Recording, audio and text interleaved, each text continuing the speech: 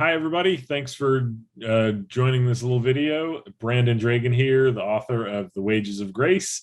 I am here with narrator for the brand new audiobook, Edison McDaniels. Edison, welcome. I'll let you kind of tell everybody maybe a little bit about yourself and we'll get rolling. Thank you, Brandon. My name's Edison McDaniels, audiobook narrator, as he said. Um, Narrated The Wages of Grace recently, a very well-written book. My background, I'm not really an actor or a performer. I came about this very circuitously, if you will. I'm a physician by training, a surgeon, in fact, a brain surgeon, in fact, believe it or not. Practiced brain surgery for upwards of 25 years, pediatric and adult neurosurgery, lots of brain tumors, lots of trauma work, that sort of thing. That's, it's a difficult life, takes a toll on a person, and it's a very jealous mistress. There's not a lot of time to do things outside of the hospital. And I have had 4 children, and as they grew up and moved out, my wife and I were empty nesters, and we decided we'd try something a little bit different. Retired from neurosurgery. I spend my days now doing some consulting in neurosurgery, but traveling, things like that. But one of my loves is reading and writing. I read and write a lot, and listen to a lot of audiobooks. Always have listened to a lot of audiobooks, and I thought, you know what, I bet I can do that. And so a few years ago, 4 or 5 years ago, I started doing this a little bit on the side, enjoyed it. And over time, I've become, I think, better and better at it, and was fortunate enough to see the listing for this book on the marketplace where we pick up our narrations, and I was hired to do it. And the result is The Wages of Grace on Audible. He could taste salt on his tongue as the waves broke around him. Whether the gentle flavor lingered because of the misty spray or the tender touch of her lips, he could not be sure. She floated effortlessly over the waves, as far as the moon and as close as his heartbeat. Her soft, rosy lips nearly touched his ear as he gently bit his bottom lip. She softly whispered his name. Her beauty was ravishing, and she didn't even know it. In the next instant, there were rocks below, jagged and sharp. He stood 40 feet above on the edge of the precipice, while the rough sea crashed spectacularly against the boulders below. The tips of the rocks gleamed in the gray sunlight, the raging sea roaring against them deafeningly. He closed his eyes and imagined flinging himself toward them, but he knew from previous experience that he would only wake again in his bed, dejected but unharmed. He recoiled in surprise when he heard his name again. He looked up and saw her in the distance, flowing white dress whipping in the wind. She stood erect at sea, his very own Venus, beckoning him. Tears streamed down his wind-beaten face as he stretched his arms toward her, but the distance between them was impassable. His old muscles cramped with longing for just one more touch, one more embrace, one more tender word. The rain began to fall heavily, as it always did, and the wind began to howl, as he was certain it would, and he knew that once more he had to say goodbye. Slowly, silently, she began to sink. He watched for the 1,000th time in horror, unable to intervene. He also knew that she would return the following night, and that the aching in his soul would never dissipate, would never relent. It has been said that time heals all wounds, but this is untrue. Some wounds only turn gangrenous with time. There was unremitting sorrow in the subconscious nightly ritual, but there was also the numbing consolation that, at least he had seen her again, in all her glory. His eyelids fluttered rapidly in the dark as his mind's eye watched her calmly submerged in the black, foaming sea. He told her that he loved her, and that was all. She sank to her waist, her breasts, her neck, her nose, and her eyes without panic, without struggle or fear. Then he could see her no more. Her name was Hope.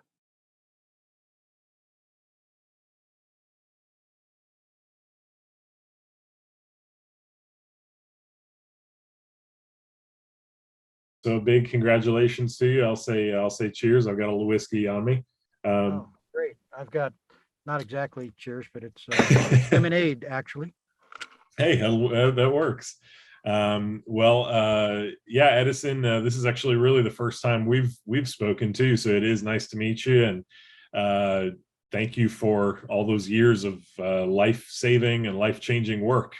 Very thankful for people like you. So, but yeah, so just a few questions. So I wanted to ask you what draw you to want to record this story in particular. Well, I'm a fan of literary fiction. Um, I'm especially a fan of a well-written book. Uh, there's lots of books out there, lots of opportunities to narrate stuff, but to be perfectly honest, I mean, everybody thinks they can write, but very few people actually can. So when I get a manuscript, I look through it, and if the first page looks like the author can write, then I read a bit more, and I want to know if there's a story there, and if they're able to hold it together. And I usually go and will download the book from on my Kindle or something like that, and I'll read 50 or 60 pages of it, and then I'll flip through and read some more. And if the story looks like it's holding together, if the uh, writer is using the appropriate uh, things that he should be using in writing, good words, good phrasing, good paragraphing, proper grammar, all of that kind of stuff. Then I got to know if I like the story. I don't like narrating books that I don't like. um, this this story here held together very nicely. I was intrigued by the fact that it covers an entire lifetime, really, for Thierry, the main character, and the dichotomy between him and those around him. Uh, the tragedy, the triumphs, they're all there. The fictional world, if you will, is realized very nicely in this book.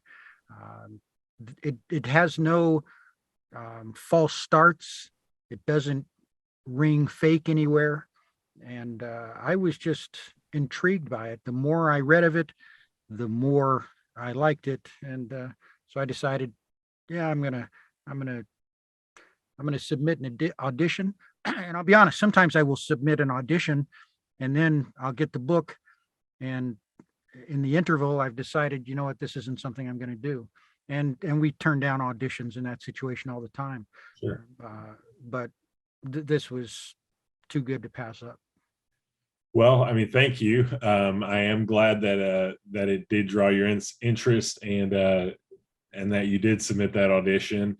I mean, one of the things that we talked about before we started recording, I mean, when I heard your audition, I thought that you had a great voice, just generally speaking. But particularly for this book, I was really looking for someone who I felt like could bring some of the gravity of the characters, and like you mentioned, the trauma and the ups and downs that the characters experience, and I felt like you fit the bill perfectly. So I was really happy to have you come on to the project. So it looks like you're in your home recording booth, which is pretty nice. Can you talk a little bit about the recording process, just as far as what that looks like for you, and how long it took you to get through where you were comfortable with the takes that you did? Sure. So this is a professional recording studio that I have in my home. It's built especially for recording audiobooks, quite frankly. The process is laborious. It's not easy to record an audiobook. It's amazing to me. So many writers will spend months, if not years, working on their book. And then they will pay somebody a lot of money to edit it. They'll rewrite it, and they actually get sick of this book, right? They've been working on it for so long. They'll pay somebody to do the cover, a lot of money, a few $100s, in some cases thousands of dollars to make a cover. And then they decide, you know what, I want an audiobook, and they just throw it up there, and they don't want to pay anybody to do it. They do a royalty share agreement where the author and the narrator will share in whatever proceeds. So because of that, it's incumbent upon us to really find the best books out there to narrate, and that was the case here. Most of my books are about a 3-to-1 ratio. That is, for every hour of finished audio work, I spend about 3 hours producing that. This book was a little more difficult because of the subject matter, and specifically because of chapter 5, which was is quite a difficult and long chapter to narrate. Difficult from a narrator's perspective because there's a lot of different voices in it, a lot of different emotions in it, and the pathos has to come through when you narrate this, and you're narrating it with different accents, if you will, for the characters, and the pathos has to come through in each one of those accents. So I wasn't happy with my narration the first time around. The second time around, I actually narrated it 3 times. I could have used the first one, but I thought I could do better. Yeah. So it took me this is a 10-hour book, I think, and it took me about 55 hours Oh, wow. to really put it together. A lot of narrators would not work on,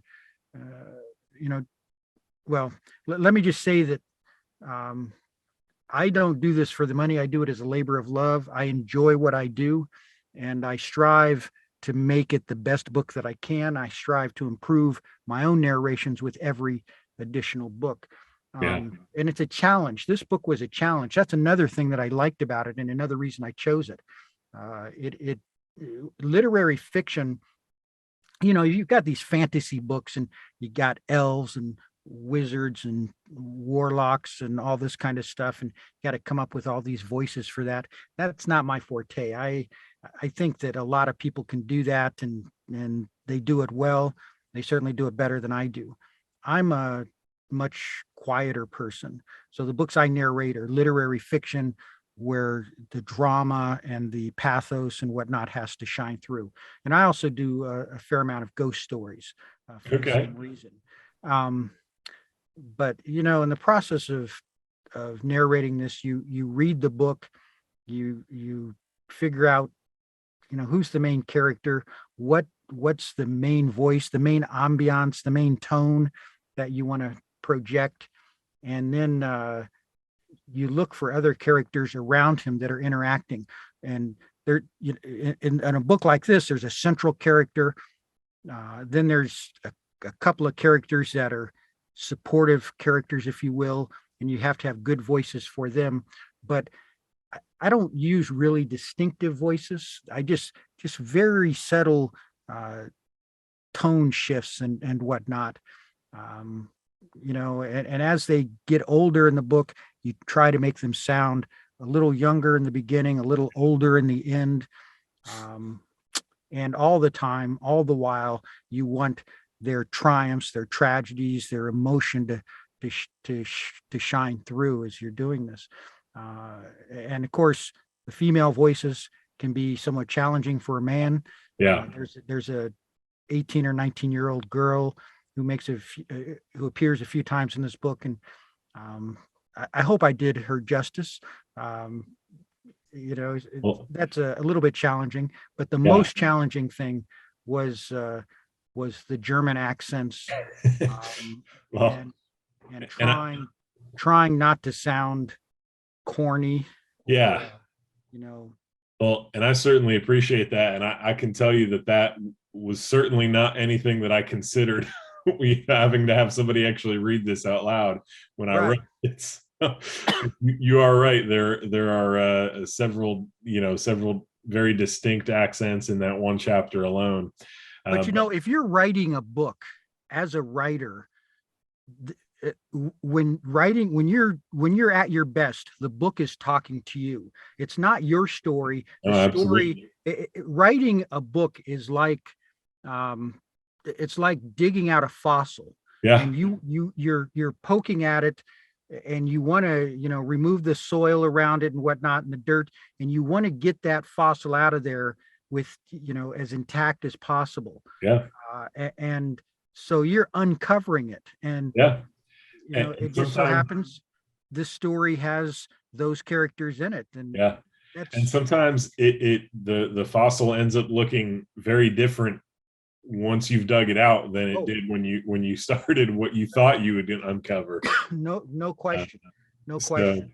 yeah, but to go back to one of the things you said, and I think maybe that was why we kind of connected so well over this, was this novel was really, I'll use your words, it was kind of a labor of love for me too. I mean, it was a probably a 11-year process from when I had the idea to when it was published. Mhm. And it was one of those things, I'd never written anything other than a few, 3-minute songs to that point in my life. And so taking on this gargantuan challenge of turning this idea for a story into an actual novel was definitely daunting. And it was something that I gave up on several times. So how did this story come to you? Did it come fully formed in your head, or so was it it, a nugget of information and you had to work it? Yeah, so I was, at the time that the idea came to me, didn't have children yet. I was married, and I was working a job where I was selling jewelry for a manufacturer. So I was traveling, selling to jewelry stores, and I was coming back from Memphis on Interstate 40 towards Nashville, and somewhere around Dixon, maybe, I just kind of had this idea about these two brothers who were in love with the same girl, and something tragic happens, and they both have doubts trusting each other, trouble trusting each other from that point on. And so I actually remember pulling into a gas station and just kind of furiously scribbling down, Hmm. don't know where it came from. Hmm. But it was one of those where, and this is often the case with me when I write, is I've got an idea of the beginning and I know pretty much where it has to end. I just don't know how to get it there in between. And so that really was the labor of love. And it's interesting too, you pointed out the fact that this story really covers from Thierry's infancy, Yep. through his old age. He and his brother Marty both, and that was one of the things that I did really. I wanted to take a look at, a story in terms of a person's life, and I always enjoy like my grandparents. I always enjoyed hearing them tell stories of their childhood, and when they met and what they went through growing up, and it's always been interesting to me how the things that happen early in our lives, the choices we make, and the traumas that we experience can influence where we end up so many years later. And so that was one of the things that I really wanted to kind of you know illustrate or kind of poke at, was just this idea of you can have these two brothers who grow up close, and then this one event separates them really for the rest of their lives, and then becomes a question at the end of, are they able to let go of that and forgive, and not only forgive each other but forgive themselves for who they were all those years ago. It's impressive the way you've written this book.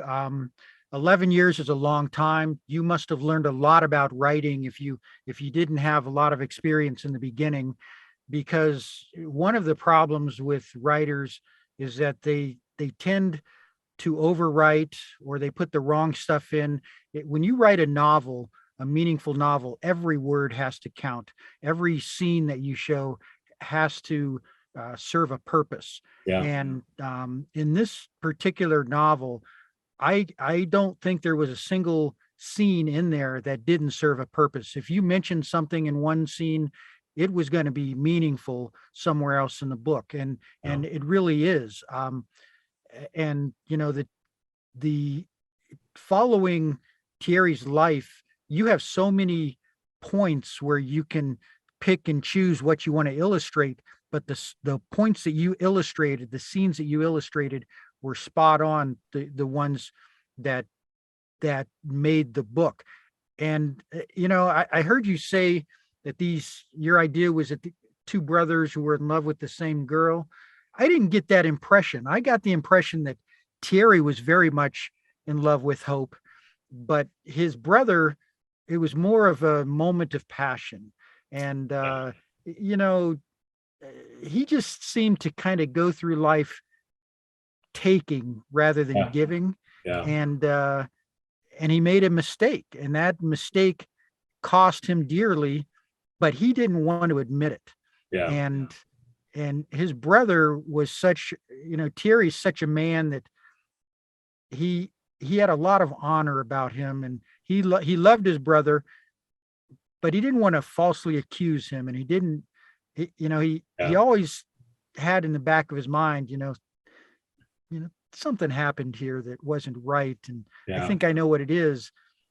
But he was a big man, big man about it, and you portrayed that so very, very well. Yeah, well, thank you. And I do think, in the novel, Marty is definitely, he's a character who takes a lot, but I also wanted that. I'm thinking like chapter 6 in particular, when Thierry comes back from the war, and they're at Marty's apartment together, and they've kind of reunited even after some tragic events. I wanted to still show that, and then without giving away too many spoilers, Marty gives Thierry his car, and so there's always this element of like, you're questioning, does Marty really have a heart under there the whole time, or is Marty trying to buy him off with right that, And I think, one of the best pieces of advice that I ever got, in terms of writing, was like, don't judge your characters, and like you said, a lot of times the characters just write themselves, and they do. And if you won't judge them, they'll do what they're going to do. And that usually works out pretty well. And, Marty was one of those characters where if I sat back and I said, if he's a bad guy, he would do this all the time. Or if he's a good guy, he would do this all the time. But I think hopefully the way that he came across was much more complex than that. And I think Thierry hopefully came across that way as well, because like you mentioned, he's a person that, lives with a lot of honor and a set of ideals, but at the same time, he makes decisions that send him spiraling down a path that he's not proud of either. And right. So that was part of what I was trying to portray, was just the complexity of human emotions and the complexity of our interactions with each other and our motivations. You have to wonder if Thierry would have made those choices, though, if he hadn't been so damaged by the incident between the brothers. Yeah. And I think, you mentioned chapter 5, which is really the Thierry's experience in the Second World War. I think that was part of why that chapter was so meaningful to me, was because, for Thierry to come out, and to really be as damaged as, and I don't mean this in a bad way, but like as damaged as I needed him to be a believable character, and to go through the rest of his life broken. He kind of had to go through hell, and then, he makes it to the end of that, and then there's another trauma waiting for him. And so it's like around every corner, he can't seem to catch a break. And so, I think you're right. And I think that does show how, when we're hurting and, when we've been traumatized and we're suffering, we do make choices that aren't in our own best interests often. How did you come up with the content of chapter 5? I mean, there's a lot that happens in that chapter, and most of it is pretty horrific. but it's believable and it's well written. Yeah. Had you read about some of those experiences, or you So just came up with this? So again, chapter 5 is the World War II, European chapter, where Thierry is it's basically the Battle of the Bulge that he gets involved in, and and ends up in a prisoner of war camp. And I'm just a huge World War II buff. And so I did a lot of reading, read a lot about the 101st Airborne and the Battle of the Bulge, and but then also history of Eastern Europe in the war, and the prisoner of war camps and such, and the way that they were. And so that was a little bit of I guess an homage to one of my passions, which is history, and again, really putting an individual through that experience, which I have to say that I've read a fair number of my father was a war historian, and he used to regale us with stories. He was actually at on Normandy Beach on D-Day plus 1 hour, Omaha Beach, excuse me, in the Normandy invasion. And he so I've read a lot of World War II. The final night of captivity for Thierry, before he is able to break free, or seemingly free, that horrific night, I had never read anything like that before. And that was the book is worth reading, just for that experience alone. I really have to tell you that, I've done a lot of writing myself. I belong to writers groups with some well-known writers that you would recognize, and your writing was top notch, and that chapter was very well done. I was Thank you so much. Quite impressed. Impressed. Well, and I hope we just looks like we've just got a couple minutes left, but my hope coming through all of that, and the message of the book being, hopefully, that even with the trauma we go through as human beings, even with the bad choices that we make, even with the disrupted lives and relationships, that there's still hope of some sort of redemption. There's a lot of healing that goes on in this book. Yeah. You see Thierry's childhood, he and his brother in their childhood, and then the horrific experiences in early adulthood, and then they spend the rest of their lives healing. And it takes them a while to get there. Yeah. But I think by the end of the book, you can, they've arrived in a place where you can accept what's happened as a reader. You feel overwhelmed at times in the book, but by the end of it, you're like, okay, all right, I can see this. Yeah. All I would say is, if you have a penchant for literary fiction at all, pick up this book, read it. Yeah. Maybe even try the audiobook. Yeah. Let Edison read it to you. You can't go wrong. It'll be time well spent. Yeah. Well, Edison, thank you so much for your time. Thank you for your hard work on this project. I'm super excited that everybody will get to check this out, and hopefully you and I can work together and stay in touch in the future. I look forward to it. I can't wait to see the good things you're going to put out in the future. Hope I'm around to narrate them. So thank you. Well, I'm going to pause the recording, and then you and I can formally say goodbye. But to everybody, thanks for watching, and we'll catch up with you again soon. The Wages of Grace, available right now on Audible.